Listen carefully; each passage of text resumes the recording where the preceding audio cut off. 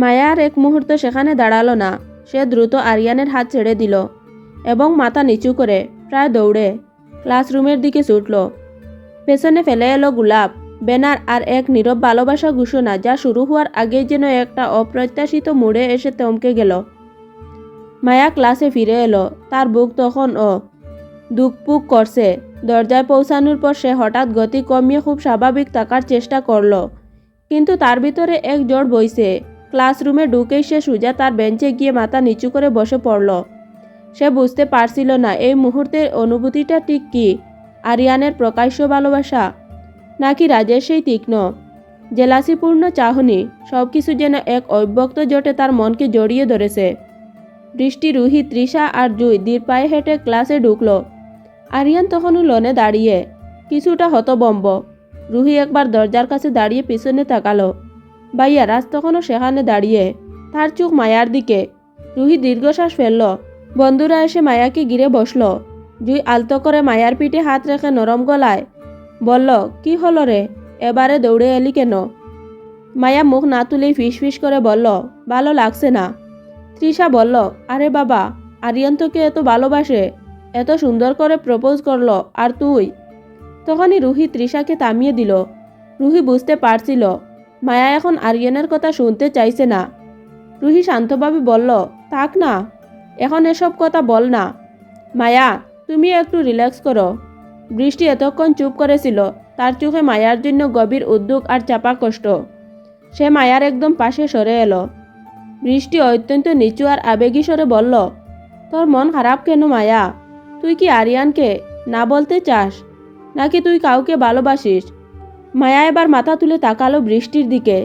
তার চোখে জল চিকচিক করছে, কিন্তু সে কাঁদছে না। সে শুধু বলল, জানি না বৃষ্টি, আমার কি হচ্ছে কিছুই বুঝতে পারছি না। আসলে আরিয়ানকে সে পছন্দ করে, কিন্তু রাজের অপ্রত্যাশিত উপস্থিতি আর চোখে দেখা সেই ঈর্ষা যেন মায়ার ভিতরে সব কিছু উলটপালট করে দিয়েছে। সে রাজকে এড়াতে চাইছে শুধু। এদিকে লনে তখন পরিস্থিতি শান্ত। সবাই ক্লাসে ফিরছে। রাজও হাঁটতে শুরু করছিল, কিন্তু ঠিক তখনই আরিয়ান তার পথ আটকালো। আরিয়ান চোখে তখন ভালোবাসার উন্মাদনা। সে রাজের দিকে তাকিয়ে কিছুটা আগ্রাসীভাবে বলল, আপনার সমস্যা কি মিস্টার? আপনি কেন এমনভাবে এলেন? আপনি কি মায়াকে চেনেন? আপনার জন্য মায়া আমাকে কিছু না বলেই চলে গেল। রাজ সামান্য হাসল। সেই হাসিটা ছিল শীতল। সে আরিয়ানের চোখে চোখ রেখে দাঁড়ালো। রাজ শান্ত অথচ কর্তৃত্বপূর্ণ গলায় বলল, আমি কে সেটা তোমার না জানলেও চলবে। আর আমি মায়াকে চিনি কি না তাতে তোমার কি? শুধু এটাই মাথায় রেখো, মায়াকে তুমি কোনোদিনই পাবে না। আমার ভাগ্যে মায়ার নাম অনেক আগে লেখা হয়ে গেছে। তুমি মায়ার পিছনে কতদিন থেকে পড়ে আসো, ভুলে যাও মায়াকে। মায়া শুধু এই রাজের। আরিয়ানের মুখ রাগে লাল হয়ে গেল। সে প্রায় ফুঁসে উঠে বলল, এটা আমাদের ব্যক্তিগত ব্যাপার, আপনি এসবের মাঝে আসছেন কেন? আপনার তো এখানে থাকারই কথা ছিল না। মায়া তো কখনো আপনার কথা আমাকে বলেনি। ও যদি অন্য কাউকে ভালোবাসতো তাহলে আগেই বলে দিত। রাজ এক পা আরিয়ানের দিকে এগিয়ে এলো। তার দৃষ্টি আরও তীক্ষ্ণ হলো। সে চাপা স্বরে বলল, আমার থাকার কথা ছিল না, কিন্তু আমি তো এসে গেছি। এই জীবনে মায়া শুধু আমার। মায়াকে ভুলে যাও, আর আমি মায়াকে ভালোবাসি। রাজার কথা বাড়ালো না। সে আরিয়ানকে পাশ কাটিয়ে হেঁটে গেল। তার মনে তখন শুধুমাত্র মায়ার ছুটে যাওয়ার দৃশ্যটা, আর তার নিজের হৃদয়ের ভিতরে তীব্র জ্বালা।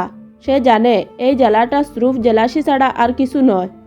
সে রুহিকে মেসেজ করল, আমি অফিসের দিকে যাচ্ছি, রাদিফ এর সাথে বাড়ি ফিরে যাস। ক্লাসের পরিবেশ শান্ত হতেই বন্ধুরা যার যার জায়গায় ফিরে গেল। মায়া এখনো মাথা নিচু করে বসে আছে। বৃষ্টি তার পাশে বসেই ছিল। সে আলতো করে মায়ার হাত ধরল। বৃষ্টি ফিসফিস করে বলল, আরিয়ান চলে গেছে, চল ক্যান্টিনে যাই, একটু মন ভালো হবে। মায়া ধীরে ধীরে মাথা নাড়ল। সে জানে ক্যান্টিনে গেলে আবার আরিয়ানের সাথে দেখা হতে পারে।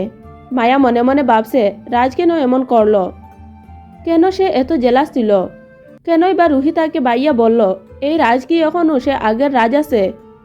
তার আবার পরক্ষণেই মনে হলো, না না, সে তো অলরেডি ম্যারিড। তবে রাজ কেন বারবার তার সামনে আসছে? মায়া যে দুর্বল হয়ে পড়েছে। আর আরিয়ানের এত বড় প্রপোজাল কেন যেন মায়াকে ছুঁতে পারল না। তার ভিতরে আরিয়ানের জন্য কি কোনো অনুভূতি আছে? কিন্তু আজ রাজের অপ্রত্যাশিত আগমন তার কঠিন চোখ আর চাপা জেলাসি সব কিছু মিলে মায়ার সহজ সরল জীবনকে যেন একটা বড়সড় প্রশ্নচিত্র ঝুলিয়ে দিয়েছে। তবে কি মায়া এখনও রাজকে ভালোবাসে? সে বুঝতে পারছিল এই প্রশ্নটা কেবল আরিয়ান বা রাজকে নিয়ে নয়, এই প্রশ্নটা ছিল তার নিজের মনকে নিয়ে, যা রাজকে দেখার পর থেকে আর স্থির থাকতে পারছে না। সেই দিনটা সেইভাবেই কেটে গেল। কিছু অজানা প্রশ্নের উত্তর এখনও জানা হলো না। কিছুদিন পর ঠান্ডা গাঢ় অন্ধকার রাস্তাটা যেন রাজের মনের মতোই নিঃশব্দ আর শীতল। দূরের রাস্তার ল্যাম্পপোস্টগুলো টিমটিমে আলো কেবল আবছাভাবে পথটাকে চিনিয়ে দিচ্ছে। একটা কালো বিলাসবহুল গাড়ি স্থির হয়ে দাঁড়িয়ে আছে সেই অন্ধকারে, ঠিক যেন এক শিকারী তার শিকারের অপেক্ষায়। গাড়ির ভিতরে তমতমে পরিবেশ। রাজের মুখটা এখন আর শুধু রুগ্ন নয়, সেখানে মিশে আছে এক ভয়ঙ্কর কঠিন প্রতিশোধের প্রতিজ্ঞা। কী করে মায়া পারল অন্য একজনকে ভালোবাসতে? তার চোখ দুটো যেন আগুনের গুলা, যা শুধু একটি মুখকেই দেখতে চাইছে, মায়ার মুখ। পাশে বসা রাদীপ, রাজের বন্ধু ও বিশ্বস্ত সহকারী, কেমন যেন অস্থির। সেই প্রথম সে দেখছে রাজকে এমন এক কঠিন পথে হাঁটতে। ভাইয়া, আপনি যা করতে চাইছেন, সত্যি বলছি, এটা কি ঠিক হবে? রাদীপের কণ্ঠে উদ্বেগ আর দ্বিধা স্পষ্ট। মায়াবাবীর ওপর এত বড় আঘাত উনি হয়তো সামলাতে পারবে না। রাজ একটা দীর্ঘ শীতল শ্বাস নিল। তার চোখ তখনও বাইরের আধারে স্থির। রাদীপ, রাজের কণ্ঠস্বর পাথরের মতো কঠিন। ওকে বুঝাতে হবে আমি এই ছাড়া আর কোনো উপায় খুঁজে পাচ্ছি না। কিন্তু ভাইয়া, রাদীপ আর কিছু বলতে গিয়ে থেমে গেল। আপনি যদি ভাবিকে সামনে পেয়ে জিদের বসে কোনো কিছু। রাস্তার দিকে তাকালো। সেই দৃষ্টিতে এক কঠিন যন্ত্রণা মিশানো হাসি। রাদীপের কথা শেষ হওয়ার আগে রাস্তাকে থামিয়ে দিল। তেমন কিছু হবে না। হ্যাঁ, মায়াকে আমি এত বছর পর নিজের কাছে পাবো, তাই বলে এই নয় যে নিজেকে কন্ট্রোল করতে পারবো না। রাজের গলা যেন বরফ জমা। আমি শুধু ওকে একটু শিক্ষা দিতে চাই, একটু বুঝাতে চাই, যাতে ও আরিয়ানকে। রাজের কণ্ঠস্বর হঠাৎ কেঁপে উঠল। সে আর কথাটা শেষ করতে পারল না। তার ভিতরে জমে থাকা ভালোবাসা, অবিশ্বাস আর অভিমান যেন গলা চেপে ধরল। মায়া যে আরিয়ান নামের অন্য কারো দিকে তাকিয়েছিল, সেই দৃশ্যটা বারবার কাটার মতো বিঁধছে তাকে। সে শুধু চায় মায়া বুঝুক, রাজ ছাড়া তার জীবনে আর কেউ থাকতে পারে না। ঠিক সেই নিঃশব্দ উত্তেজনাময় মুহূর্ত। রাজের ফোনটা কেঁপে উঠল। এক ধাক্কায় তার সমস্ত মানবিক আবেগ যেন দূরে সরে গেল। Hello sir. অপাশ থেকে একটা নিচু সতর্ক কণ্ঠ ভেসে এলো। হ্যাঁ বলো, কি খবর? রাজের কণ্ঠস্বর এবার নিখুঁতভাবে পেশাদার আর শীতল। স্যার, ম্যাম এইমাত্র কোচিং থেকে বের হলো। রাজের চোখ দুটো অন্ধকারে যেন চিকচিক করে উঠল। ওর আশেপাশে কেউ আছে? না স্যার, এই গলিতে এখন আর কেউ নেই। রাজ টুটের কোণে এক ভয়ঙ্কর হাসি ফুটিয়ে তুলল। এই হাসিটা বিজয়ের নয়, বরং এক কঠিন নিয়তির হাসি। ঠিক আছে, ওকে তুলে নে। ওর গায়ে যদি একটা আঁচড় লাগে তাহলে তোদেরকে কিন্তু শেষ করে দেব। Okay sir. ফোন কেটে গেল। রাজ ফোনটা রেখে দিল। সে এবার হাসতে লাগলো। এই হাসিটা স্বাভাবিক ছিল না। সেই হাসি ছিল এক প্রেমিকের যন্ত্রণা আর ভালোবাসার মিশেল। একটা ভালোবাসার মানুষকে নিজের কাছে ফিরিয়ে আনার জন্য এক ভুল আর ভয়ঙ্কর পথ বেছে নেওয়ার হাসি।